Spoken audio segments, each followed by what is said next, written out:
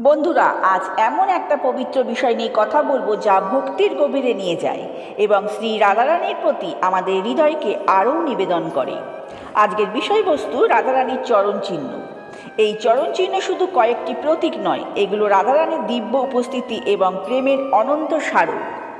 প্রাচীন পুঁথি এবং বৈষ্ণব সাহিত্যে এই চরণ চিহ্নগুলির মহিমা বর্ণিত আছে, যা ভক্তদের হৃদয়ে গভীর শান্তি এবং ভক্তি জাগিয়ে তোলে। শ্রীমতী রাধারানীর বাম চরণে বিদ্ধ পদ্মাঙ্গুলের ঠিক নিচে জবদাঙ্গা চিহ্ন। ওই চিহ্নের নিচে রয়েছে একটি চক্র, চক্রের নিচে রয়েছে ছত্র এবং তার নিচে রয়েছে বাজুবন্ধ মানে বেসলেট। চরণতলের মধ্যভাগে একটি উলম্ব বক্ররেখা চরণের দ্বিতীয় ও মধ্যাঙ্গুলের মাঝখানে গিয়ে শেষ হয়েছে এবং তার নিচে একটি পুষ্প ও পল্লব। একান্ত কনিষ্কাঙ্গুলের নিচে রয়েছে অঙ্কুশ। গোড়ালির ওপরে রয়েছে অর্ধচন্দ্র, তার উপরে রয়েছে বল্লী।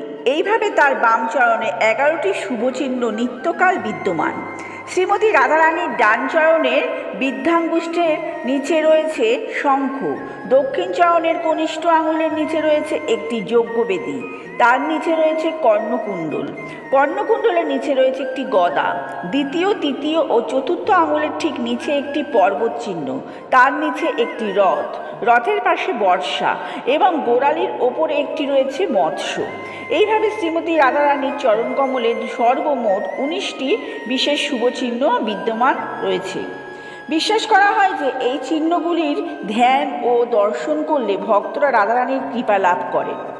অনেক ভক্ত এই চিহ্নগুলিকে তাদের হৃদয়ে স্থাপন করে নিত্য পূজা করেন, কারণ তাদের বিশ্বাস এই মাধ্যমে রাধারানীর চরণ তাদের হৃদয়ে চিরস্থায়ী হয়।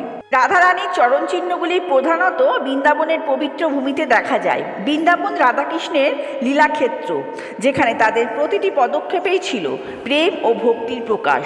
বিভিন্ন মন্দির এবং তীর্থস্থানে এই চিহ্নগুলির প্রতিরূপ সংরক্ষিত আছে, যেখানে ভক্তরা অনেক দূর দূর থেকে এসে এই পবিত্র চিহ্নগুলির দর্শন করে যান।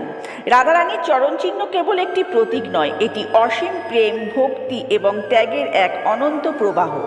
বন্ধুরা, যদি ভিডিওটি ভালো লেগে থাকে তাহলে অবশ্যই করে সাবস্ক্রাইব করে দিন এবং বেল আইকনটা প্রেস করে দিন, যাতে এরকম ধরনের ভিডিও আপনাদের কাছে সবার আগে সরাসরি পৌঁছে যায়। ভিডিও নিয়ে কোনো মতামত থেকে থাকলে তাহলে কমেন্ট বক্সে লিখে জানাতে ভুলবেন না। লাইক এবং শেয়ার করে দিন।